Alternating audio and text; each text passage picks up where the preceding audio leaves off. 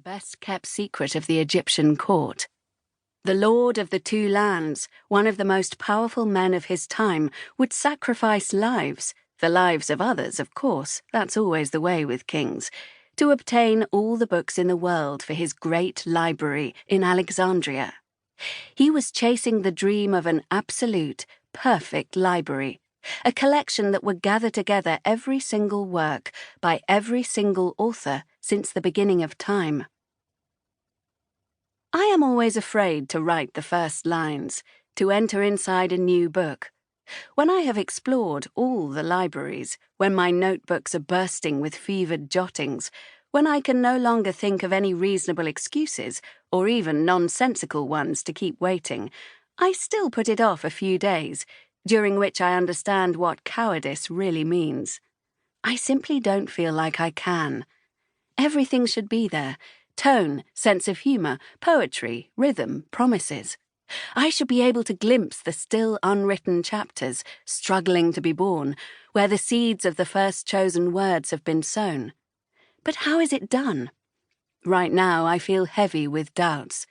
With every book, I go back to the beginning, and my heart races as if it were the very first time.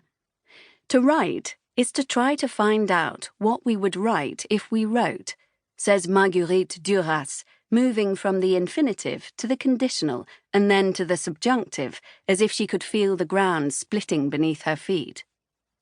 It isn't so different, in the end, from any of the things we start doing without knowing how to do them: speaking another language, driving, being a mother, living.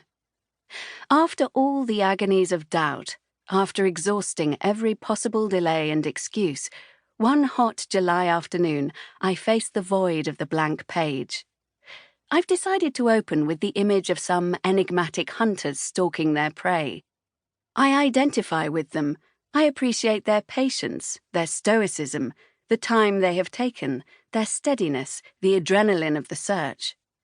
For years, I have worked as an academic, consulting sources, keeping records, trying to get to know the historical material.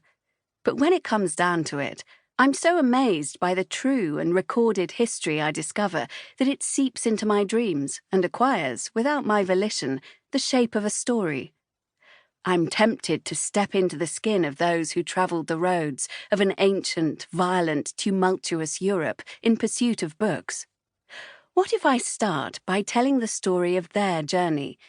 It might work, but how can I keep the skeleton of facts distinct beneath the muscle and blood of imagination?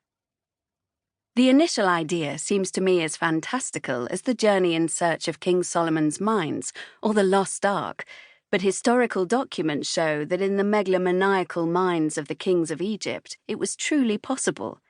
It might have been the last and only time, there in the 3rd century BC, that the dream of gathering all the books in the world, without exception, in a universal library could become a reality.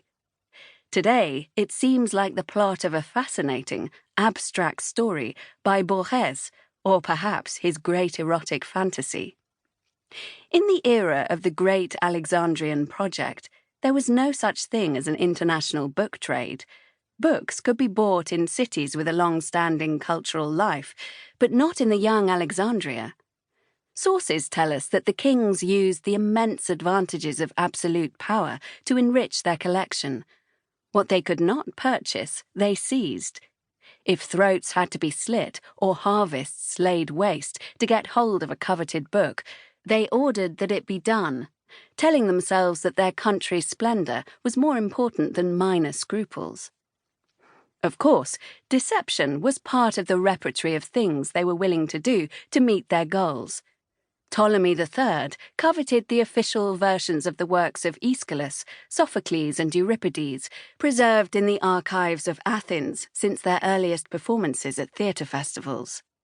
The Pharaohs' ambassadors asked to borrow the valuable scrolls to have them copied by their meticulous scribes. The Athenian authorities demanded the exorbitant security deposit of 15 talents of silver, an equivalent today of millions of dollars. The Egyptians paid up, gave extravagant thanks, solemnly swore to return the loan before, shall we say, 12 moons had passed, threatened them.